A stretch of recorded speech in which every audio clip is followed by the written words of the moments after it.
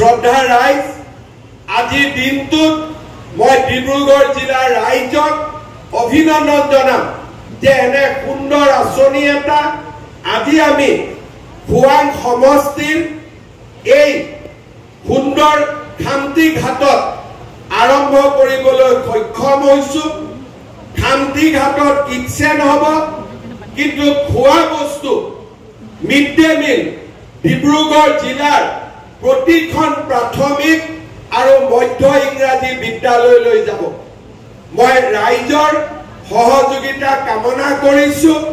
লগতে অহাকালিৰ পৰা কোনোবাই মিড ডে মিলৰ বাইদেউসকলক লগাই দিব যে আপোনালোকৰ চাকৰি যাব।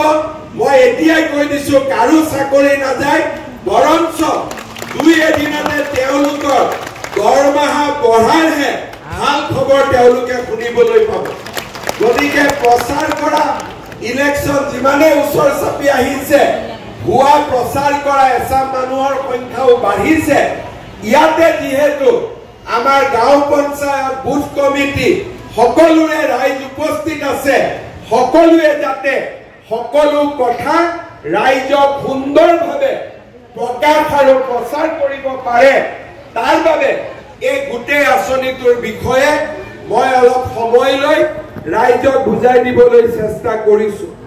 শ্ৰদ্ধাৰ ৰাইজ, আমি ডিব্ৰুগড় জিলা আৰু ডিব্ৰুগড়ক অসমৰ দ্বিতীয় ৰাজধানী হিচাপে আগবঢ়াই লৈ যাবৰ বাবে প্ৰয়াস আৰু প্ৰচেষ্টা কৰিছো। যোৱাকালি ডিব্ৰুগড় চহৰত নতুন এখন চিটি হস্পিটাল নিৰ্মাণৰ বাবে আমি 206 কোটি টকা মঞ্জুৰি কৰিছো। আপোনালোকৰ নিচেই কাষত খনিকৰত অসমৰ ভিতৰতে আটাইতকৈ সৰ্ববৃহৎ ষ্টেডিয়াম নিৰ্মাণ কৰিবৰ বাবে 290 কোটি টকা ৰাজ্য চৰকাৰে অনুদান দিছে। আৰু সুন্দৰ ষ্টেডিয়াম, যি নেকি গুৱাহাটীৰ সৰু সজাই ষ্টেডিয়ামতকৈ ডাঙৰ হ'ব, তেনেকে এক ষ্টেডিয়াম নিৰ্মাণৰ বাবে আমি কামত আগবাঢ়িছো।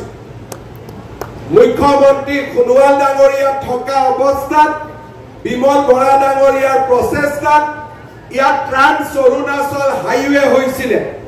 এতিয়া এই হাইৱেটো আৰু অধিক সুন্দৰ কৰাৰ বাবে কেন্দ্ৰীয় চৰকাৰে 600 কোটি টকা ব্যয় কৰিবলৈ সিদ্ধান্ত লৈছে।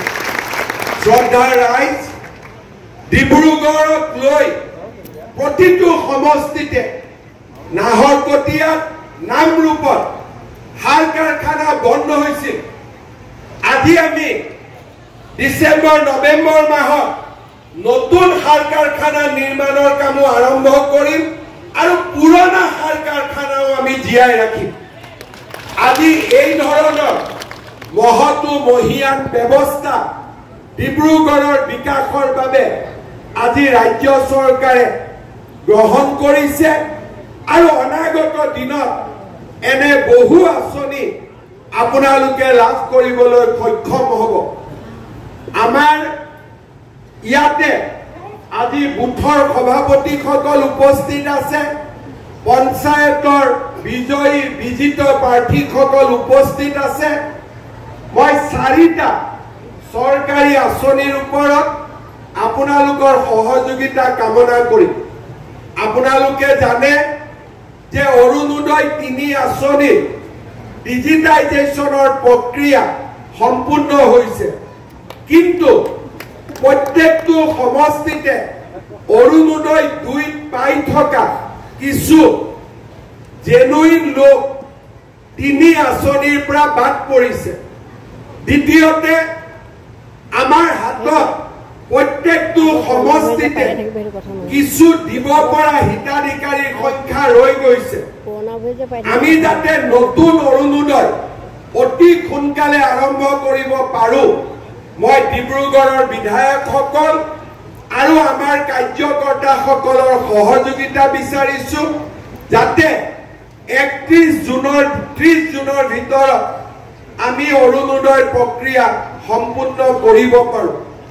মুখ্যমন্ত্ৰীৰ মহিলা উদ্যমিতাৰ আমি ইতিমধ্যে তালিকা প্ৰকাশ কৰিছো কোন মাহত কোন সমষ্টিত আমি এই ধন আমি বিতৰণ কৰিম 30 জুনৰ আগতে কোনোবা যদি পাবলগীয়া মহিলাৰ নাম এই আঁচনিৰ পৰা বাদ পৰিছে বিধায়কসকলৰ জৰিয়তে এই নামো আগবঢ়াই দিবলৈ অনুৰোধ কৰিম কাৰণ আগষ্ট মাহৰ পৰা জানুৱাৰী মাহলৈ আমি নিৰন্তৰ 125টা সমষ্টিত এই আঁচনিৰ ধন বিতৰণ কৰিম 30 জুনৰ পিছত তাক আৰু আমি ঠিক কৰাৰ বাবে সুবিধা নাথাকিব CM ত্ৰিপুলে মুখ্যমন্ত্ৰী আত্মনিৰ্ভৰ অভিযানৰো হিতাধিকাৰী নিৰ্মাণৰ কাম বা